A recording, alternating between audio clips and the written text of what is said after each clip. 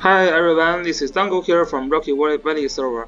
In this video, we are going to talk about the history of PvP in Langrisser Mobile. So the reason to make this video is to first help the new players, especially in the Southeast Asian player, and also the coming South American server, for these new players to be able to do better in PvP battles at early stage. And the second reason is just because I really enjoy the PvP system in this game, so I want to talk about it a little bit. So at the beginning, this world arena system really attracts me a lot because this is like a real, PvP battle between players. Like you are playing against a real player at real time. It is not something like you just fight with other players' AI, like Fire Emblem Hero, which is only mode that game has. So I feel kind of bored in that game because of that. Because there isn't really a challenge to fight with AI. It is basically if you have stronger characters, and if you can manipulate AI, you can win the battle. If your characters are, very low in strength, then you fail the battle basically.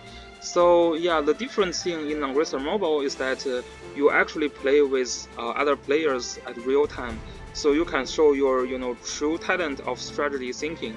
So which is like the thing that I'm really looking for in like a strategy game like this. So let's just start reviewing the history of the PvP meta in Langrisser Mobile. So at the very beginning, the major, the most dominant faction in PvP is the Dark faction and the Princess faction. And to me, I like Princess faction a little bit more, just because Luna's faction buff is very broken. Luna's faction buff deals fixed damage after dealing any type of damage. So if you are using Luna's Princess faction and you bring Lana with her, after Lana casts the AoE, the enemy will actually receive a damage based on the percent of the health points left, which is very strong. So that part of the damage basically ignores the defense of the character, the magic defense of the character, and just deal a fraction of damage based on the total amount of health point left, which is super strong, and is a super strong strategy to fight against whales. If you're I think back at the time I was using 4-star Lana and 3-star Luna, and I was fighting whales with 5-star leading or 6-star leading with a 5-star Elven, 5-star Cherry. So this is this kind of faction buff provided by Luna really helps me in this kind of battle to fight with these whales. And the other strong character is definitely Basil, because Basil has this dark faction, and he brings a lot of debuffs, especially silence to the enemy. And the silence is just one of the strongest debuff. Still till now, in Apex Arena, this silence is still the strongest debuff in this game. So at the beginning of the game, Princess faction and Dark faction are the dominant factions in PvP, and the other factions like Empire faction, Strategy faction, and the Glory faction and the Orange of Light faction, they basically have no chance fighting against the Princess faction and Dark faction. And then the meta kind of shifted a little bit, just making the Princess faction stronger after the Shilfonio and Angelina banner. So basically after this banner, Princess just climbed to the top level. Maybe before that you can see that Dark faction lead with Basil, and Bernhard can still fight with Princess faction. But after the Princess faction comes out, Princess faction just becomes the strongest faction in this game. Princess faction used to have one problem, and similar to the Dark faction, it's just they can after you reach the gold level, there will be a pick and ban at the end of the hero selection. So when you fight a Princess faction team or a Dark faction team, you usually just ban their faction buff, which is Basil and Luna. So a princess team without Luna is very hard to manage. Like if your Lana has no faction buff, then she cannot deal high enough damage. Especially she cannot have the effect to deal this fixed damage after battle. But then Shelphonios can solve this problem. So yeah, because usually in PvP battle you still need to protect your tank, so like it is very hard for you to protect Luna in a PvP battle. So your Luna is always banned before the arrival of Shelphonio.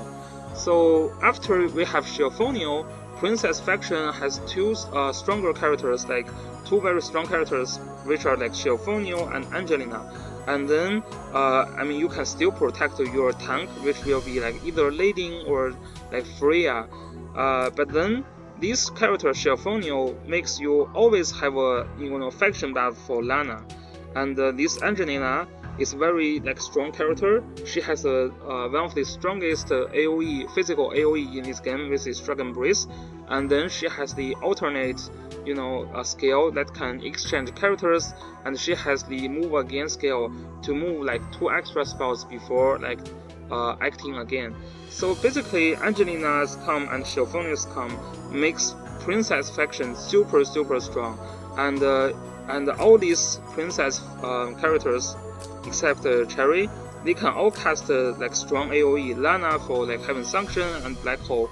Shelphonio can do Heaven Sanction also, and she needs to carry, she usually needs to carry faction buff.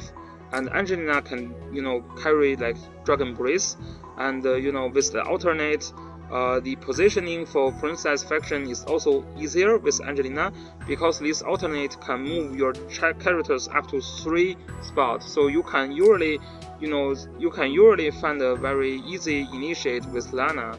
Just use Angelina to move Lana up to 3 spots, and then Lana can usually initiate the battle. And if she initiates a battle with a Black Hole, with either the faction buff provided by Luna or provided by Shelphonio, you can easily find a win of the game. So this is the meta shifted to like Princess faction, and then the next banner is the Zareda and Jadula banner. So the Zareda and Jadula banner totally shift the meta of the Langrisser Mobile. So after Zareda is released, the meta shifted from the mage meta, which is based on Princess faction, to assassin meta, which is based on Zareda and Deerheart. And yeah, so the best team soon becomes Zareda center team. So basically, if you bring Zareda, Deerheart, and Angelina, and you can use Jadula as your meteor tank, or you can still use Lading, and then you can also bring like Cherry and Diana. So this team is just so strong fighting against like Princess team. With the Meteor faction buff, Deerheart can kill any of the mage at that time without any problem. And Zareda, again can kill any of the mage without problem. And the thing for Zareda is that she can kill and then move back and then jump in and kill another. So basically, when like assassin team meets like princess team, they just kill your character one by one. Sometimes you can trade with 1 or 2 of the characters, like maybe you can kill Deerheart after Deerheart kills your character, but then yeah, in the end you can't really deal with this assassin team. So this is when the meta shift from the princess meta to the assassin meta.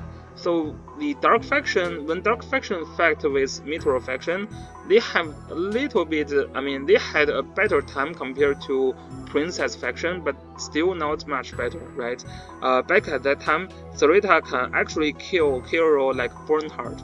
One of the reasons is because Heartbound faction, the Heartbound function was not released, so all these characters have very low health point and defense compared to our current version, because they have no Heartbound. So like Meteor, this makes Meteor becomes the OP faction, and basically there is not much counter to this faction. And then the next release will introduce Langrisser and Listell into this game. So Langrisser makes a very interesting playstyle, which is a rush team. So because Langrisser has a skill is chivalry with similar to Leon's chivalry. So what you can do now is to bring a pure rush team with like Langrisser, Leon, and like Angelina, all these characters, and Duna. All these characters can move again, and this is actually working great against like assassin team, and this also works pretty well against the princess team. And the other like strong character introduced in this version is Listell. Listell is one of the most broken characters in this game. Listell was broken when she was released, and Listell is broken in global server, and Listell will be broken in Season 2 of the Apex Arena.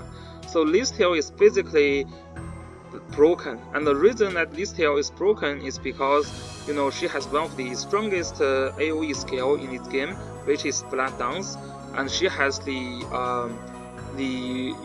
best debuff skill in this game, which is the Reaper's Touch, which converts the healing effect to like damage.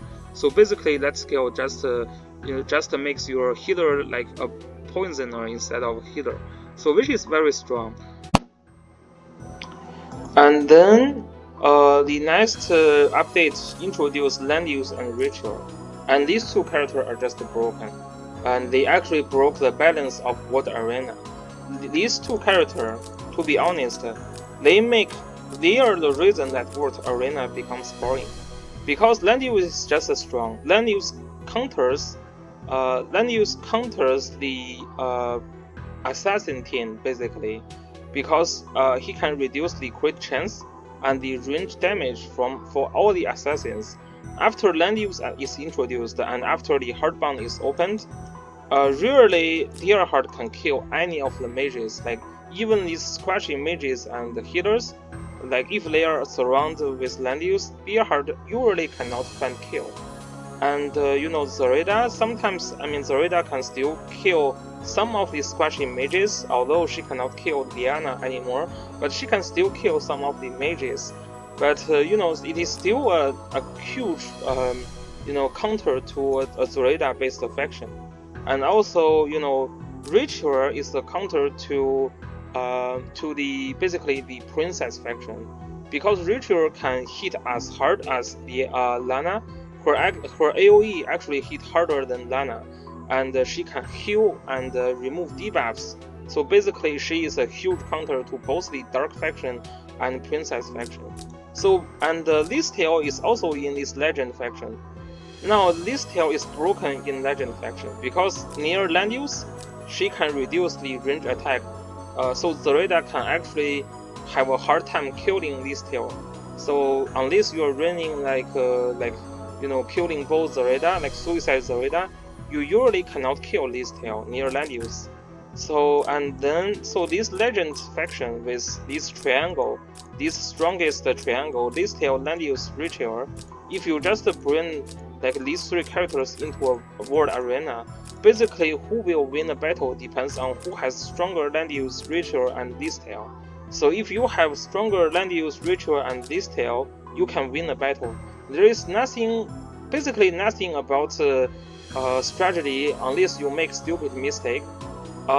Basically beside that, if you have stronger of these three characters, and if you bring Diana, then whoever wins is just purely decided on power, basically. So this is actually why they are kind of broken, and these characters are still the strongest characters in World Arena in global version. And these characters will be still the strongest characters in World Arena in the future versions. This is just because the mechanism of land use to reduce range attack, to counter range attack, and Ritual's ability to heal after dealing damage. It's just a so broken ability. And these characters, all of these characters are in the Apex Arena, and all of these characters are top tier in both Season 1 and Season 2. and you will likely to ban these characters within 2 rounds. So they're just like broken. They kind of broke the balance of this game a little bit. And then here comes the first crossover event, which introduced Joshua and Listell. So both of these characters are strong in Apex Arena, but they still cannot change the dominant position of Legend faction in World Arena. And then the game introduced a healer for Legend team, which is a free healer, Chloe, SR healer, and she just make the Legend team stronger, right? Chloe is basically also a healer and also a mage. She can deal very high damage to the enemy, and and she can, and her heal is basically huge. She has the Arena Ring, which can basically heal up all the other characters at the end of their turn, and she can grant immune to fixed damage, and this immune to fixed damage kills Deerheart. So Deerheart now, can not only, so sometimes, I mean, there is basically, if Chloe casts this Arena Ring, there is no mage Deerheart can kill, and usually when he attacks, he can kill himself. So basically, this new character Chloe makes Deerheart a joke, and and Chloe also makes Dark Faction a joke, because now you drop Black Hole and Chloe's Arena Ring can remove 5 debuffs, and not much character can apply 5 debuff at a time. So yeah, basically Chloe just makes Legend faction super broken. So basically after the first crossover event, the best World Arena teams becomes just you bring Listell, Langrisser, Rachel, Diana, and Chloe, and then the 6th spot you can carry like a Zareda to try to catch Rachel if they are making a mistake, or you can try to bring Angelina to swipe Listell, or you can try to you can bring another healer like Tiarius, or but basically this Chloe just makes this like Legend Triangle, Listell, Langrisser, and Rachel even stronger, and they are still strong in the current version. So, and then this game introduced the other characters like Leonhard, Rennie, and this Olivia. So they are all strong characters, but they still cannot shift the global meta in World Arena. Because if you have a super strong like Leonhard and Joshua, sometimes you can find kills of this Legion team. So in this case, the 6th spot you can carry like Juggler to counter this AoE meta. So if you carry like Listell, Langrisser, Rachel, like Diana, and Juggler, and then Chloe, like you are still like unbeatable basically. Like even you bring a super strong Leonhard, Leonhard is not going anywhere because this team is just super broken. So after the crossover event, in the global server, we have already introduced the meta, Sigma, and Vela and Gizlov. So they have both like unique functions, but they never be able to challenge the dominating position of like this legend faction, like Listell, Langrisser, Rachel, and together with like Chloe. Their position in PvP has never been challenged, and until now in the Chinese server, these Listell, Langrisser, Rachel, and Chloe are still in most of the top players' box. So this is just how broken they are. So if you are like a new player to this game, the first banner that you can go all in as a free-to-play player is this Zareda and Juggler banner. Try to pull as many Poppy as possible, because they will let you stay very strong, for like 2 months, and they will still be useful in the Apex Arena, because although these are the strongest characters, like Langrisser, Rachel, Listell is the strongest characters, in Apex Arena you can always ban Langrisser or Rachel at the very like early stage. So you will have a chance to use the second best characters in PvP, which will be like meter faction, so Zareda and Jadra is still very strong. Especially Jadra like counters all these AoE teams, so very strong. So the first banner that you can go all in is Zareda and Jadra banner, and then the second banner you can go all in is land use and ritual banner. I have already explained like how strong they are, and they are consistently still are the strongest PvP characters in the Chinese version. So yeah, so basically this is really the banner you want to go all in and to pull as many copy as possible. Listell you want to pull 1 copy and you can farm her slowly because she's like useful at lower star. You will still need to farm her up to like 5 or 6 star, but she is useful at lower star. And then for this like crossover banner, because they are like so limited, still try to get 1 copy for like Leonhard at least, and then get 1 copy for Joshua, and then you're good. I know like Listell and Rini are like both very cute, but they are not very strong in PvP battles. And after that, there isn't any banner that worth like you summon like for as a free-to-play player. So my recommendation is to get 1 Listell copy, try to get as many copy as ritual and land use, and then to get as many copy of these Zareda and Jadra. I believe there should be a 2-month gap between Zareda and Jadra banner and land use and ritual banner. And after land use and ritual banner, you can just try to get 1 copy of Joshua and 1 copy of Leonhard. So basically that should be the strategy, and that's the history of PvP in Langrisser Mobile. We will see how this meta shift. Maybe everything will change after the Chinese server already says that the highest level will become like 70, and lots of the characters will get an awakening scale. So the awakening scale may indeed have a lot of impact on the like how strong those PvP characters are. But still, till now, the strongest characters in Chinese server are still Listell, land use, and ritual, right? So they are just very broken. So we will see if they will like still be strong after like the awakening scale is released. And yeah, and that's about this video. Thanks for watching.